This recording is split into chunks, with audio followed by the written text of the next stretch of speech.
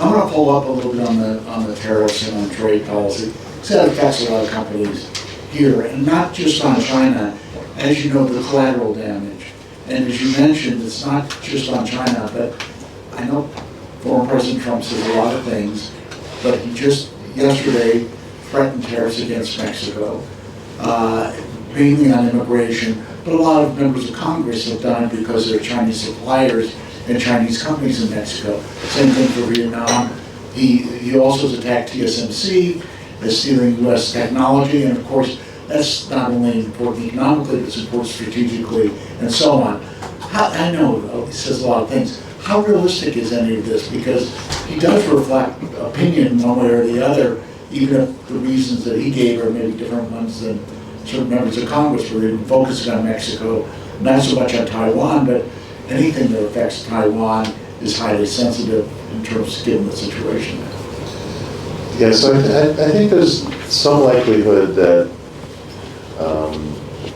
the conversation between the U.S. and Taiwan will trend in the direction of, under a Trump presidency, of what are you, Taiwan, doing for us while we're helping you by selling weapons and maintaining a policy of strategic ambiguity about intervention. That could result in Taiwan investing more in the United States, for example.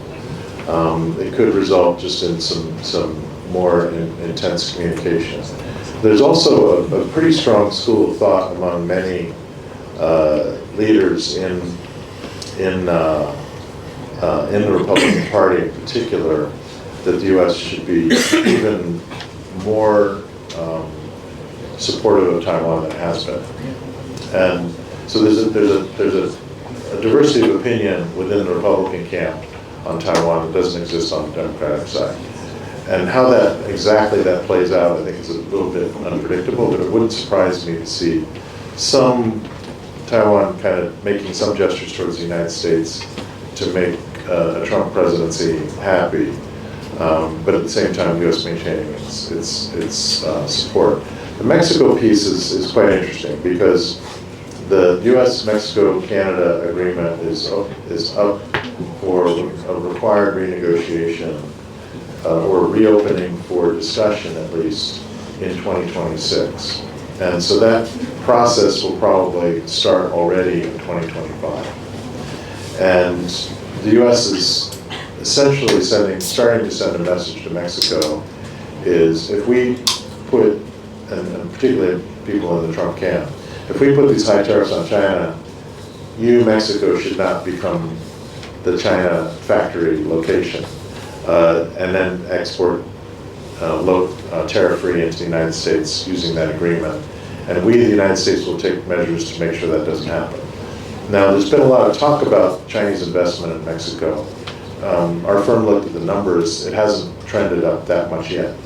It's actually still a relatively small investor in Mexico compared to the United States, Europe, and even other Latin American countries.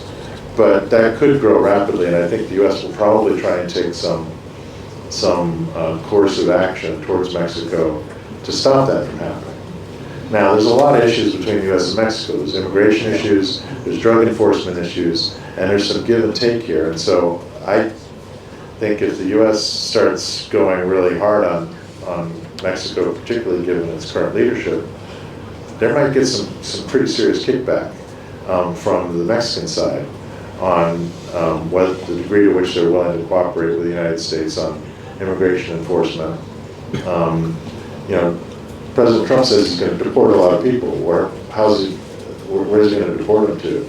If Mexican soldiers are lining the border preventing those people from going back into Mexico, then that's not going to work, right? So this, I jokingly said this and to the media, I would not take the job of U.S. ambassador to Mexico, no matter how much you pay me.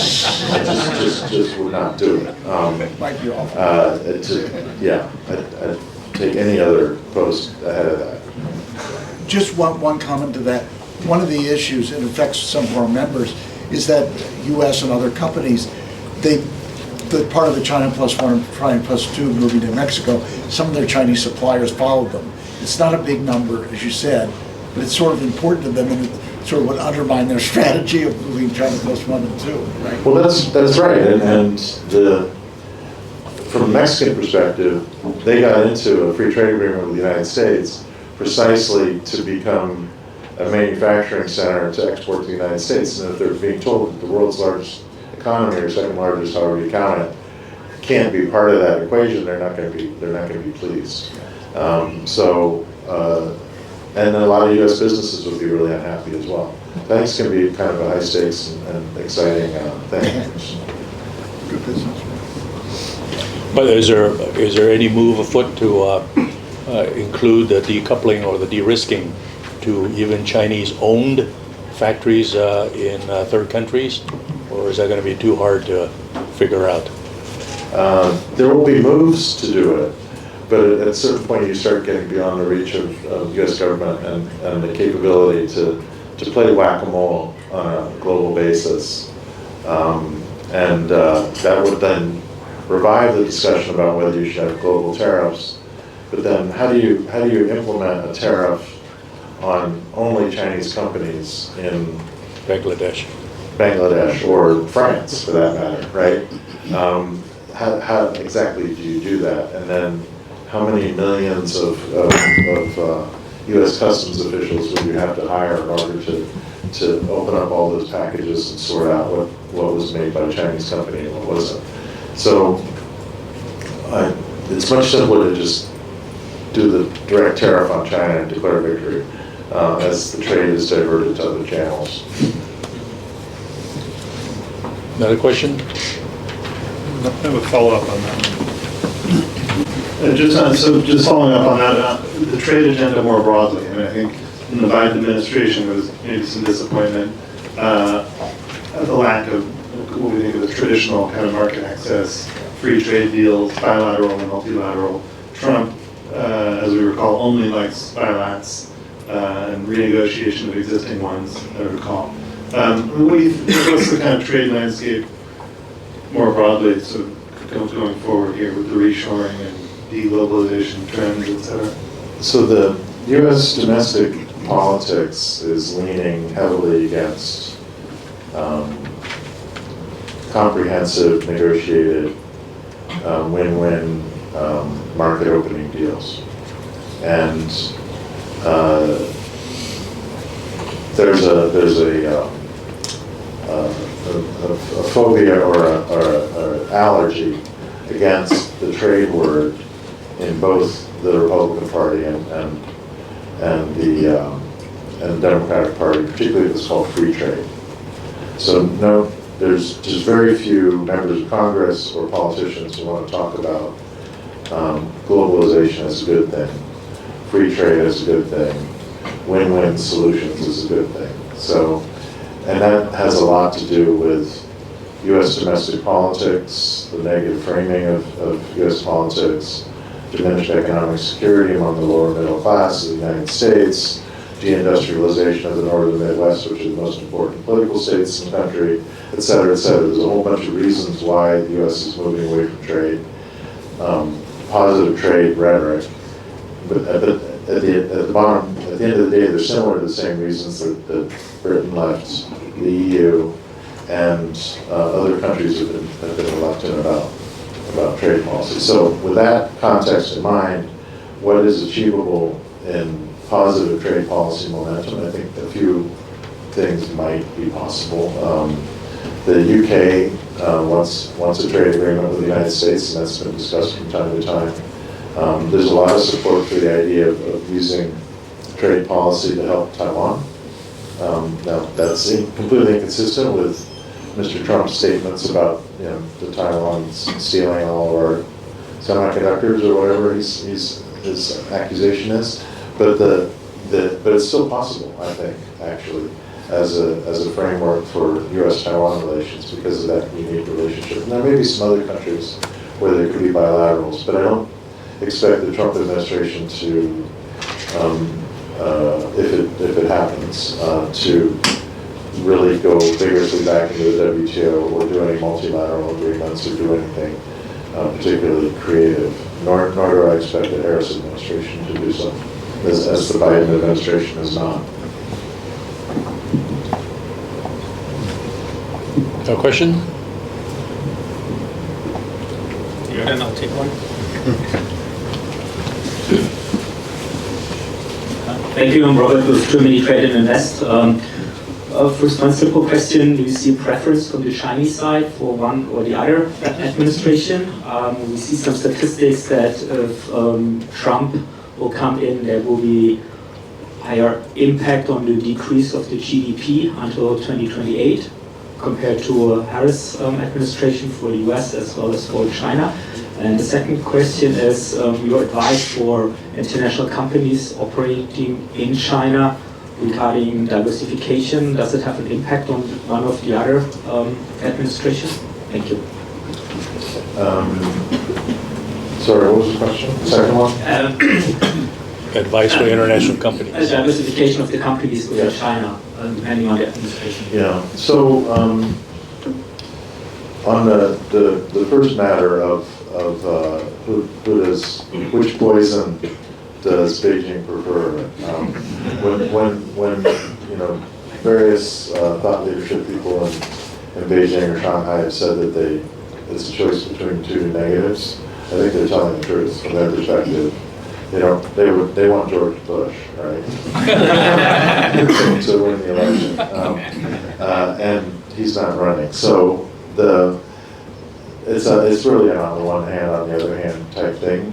To review the points that I made, I think they like the fact that Trump might be less good at reinforcing U.S. alliances in the region, so that would weigh in favor of preferring Trump. But they don't really like the tariffs, so that would weigh in favor of tariffs. But then if Trump agrees to negotiate and they reach a negotiated outcome that Trump decides is a success, and U.S.-China economic relationships are in the end stabilized through a negotiation, which is again a kind of a down-the-road scenario, then they would like Trump. On technology policy, they don't like either of them. And on Taiwan, I've told you that I think they're basically going to end up in the same place, although their way of testing the new U.S. leader will probably be different depending on whether it's Harris or Trump. I think they'll try and kind of test out and see what the level of commitment is to Taiwan for either incoming U.S. president. But they're probably going to do it in a more subtle way if it's Trump, because they don't want to provoke him into doing something surprising.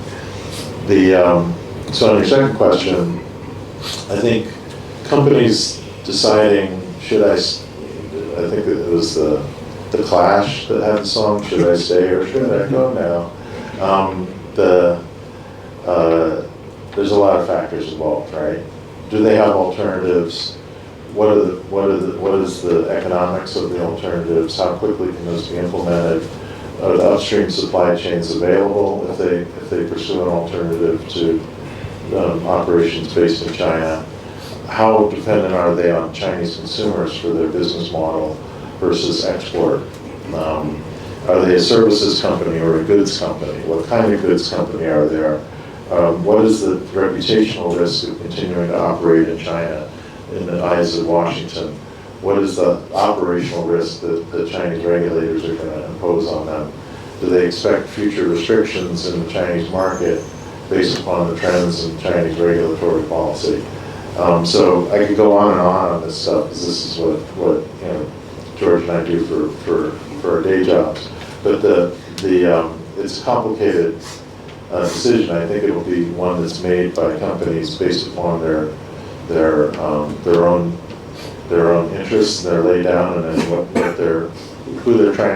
customers are trying to reach, where they're getting their supplies from, what their processes are, and what their anticipation is for the legal and regulatory framework within which they're going to operate. It's not as simple as saying, oh my God, U.S.-China relations are not good, so I've got to get out of the world's largest country now. It's not that, for every company, I think it's a much more complicated decision-making process. The other thing that we see a lot is differences of opinion between decision makers outside China and decision makers inside China. There's boards of directors back in the U.S. There, I was talking about like misperceptions of Hong Kong. There are differences in perception about what the operating environment actually is in China or in Hong Kong. And those differences, from the home country side, whether it's the U.S. or Europe, and the in-country side can be significant and need to be sorted through in decision making. And then there are individual personnel that have a stake in all these decisions, right? That also influences the decision making. So I think it's really, really, really complicated, and it doesn't happen that quickly. As it happens, the policy can move faster actually than the reaction time of businesses. Well, maybe I ask a follow-up on that one. What about On the economic policy front towards China, I think that the policies that I was describing for Harris and Trump are also pretty well wrapped up in the worldview of the people that might work for them on China economic policy, whether that's the technology piece or on trade. So Mr. Trump's going to have no trouble finding people, and Robert Lighthizer, his former USTR, has been very outspoken in laying out detailed plans for this tariff strategy that Donald Trump has been interested in, and there are people that will be that believe in that and will work hard for Trump to do that if he's elected. And on the technology denial piece, there's a lot of committed people who are quite forward-leaning on that or aggressive on that policy that are willing to work in either Democratic or Republican administration. I think that the variation, the degree, that one of the key questions is like how willing are they to listen to business in deciding the exact trade-offs in either the trade policy piece or the technology policy piece. And there is variation there. There are individuals who are purely policy focused, and then there are others who are more interested in listening to business and having it be an iterative dialogue in terms of how the policy gets there. And that's important on the economic policy side. And similarly, if Harris is elected, we didn't talk about industrial policy, but if she's elected, there are people who are committed to trying to do even more things like the Inflation Reduction Act and the CHIPS Act that would be surrounding her and promoting those ideas. Whether they can accomplish that or not without control of both houses of Congress, I'm very dubious. On the security policy side, it's more, it's actually more important who the people are that are chosen, because there are some people who are vision driven. I don't want to say the word ideological because that sounds negative, right? They're vision driven. They've got a view that they want to shape the world in a certain way, and they pursue that vigorously. And then there are others who are more focused on precedent and also bringing other countries along with the U.S. view. And that varies a lot by personality, actually, by individual. There are individuals who are very kind of bull on a china shop type approach to foreign relations on the security side, and there are others who are more team building type people on both sides of the aisle. And I think that those selections will be watched really closely by folks. Another question? Yes.